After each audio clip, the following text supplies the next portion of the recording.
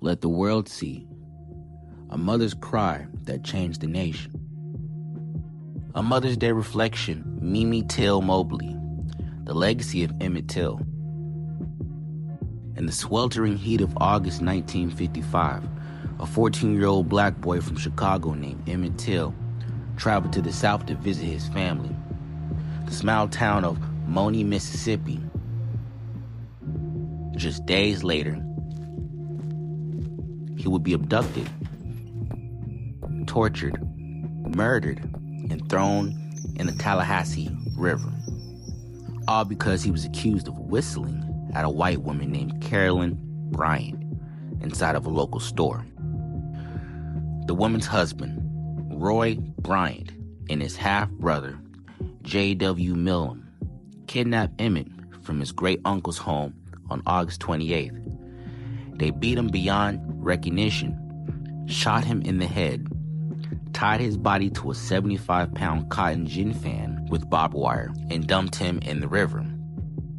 His body was recovered 3 days later.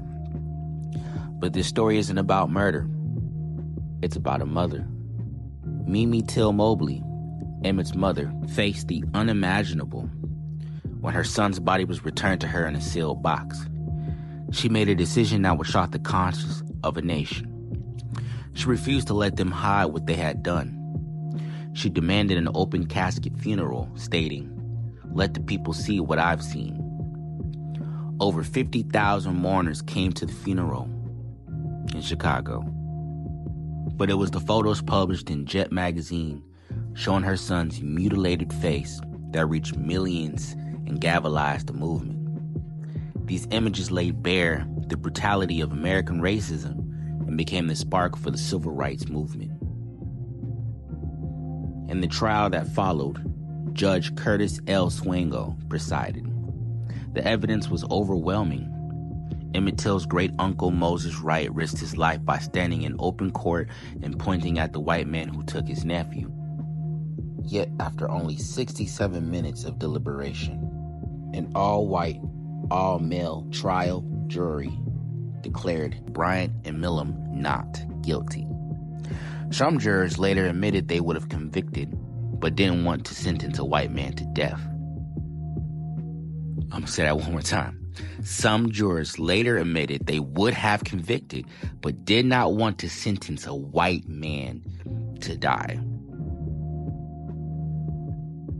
Protected by double jeopardy, the men later confessed to the murder in a paid interview with Look magazine. Mimi didn't fall silent.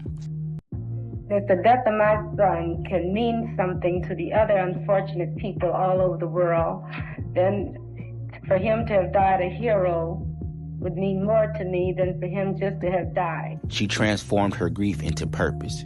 She became a teacher, speaker, activist, traveling the country to tell her son's story, demanding justice for others. She earned her master's degree in education and spent her life mentoring the youth, especially young black boys who reminded her of Emmett.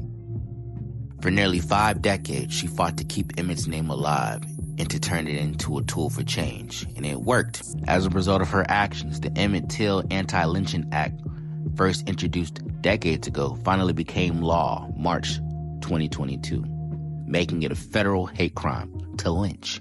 The case and Mimi's courage influenced the movements of Selma to Black Lives Matter. In 2023, President Biden established the Emmett Till Mimi Till Mobley National Monument, spanning 3 historical sites in Illinois and Mississippi. The full 1955 trial script is preserved and available to the public. I'll drop it in a link below in the comments. Make sure you love your mothers today.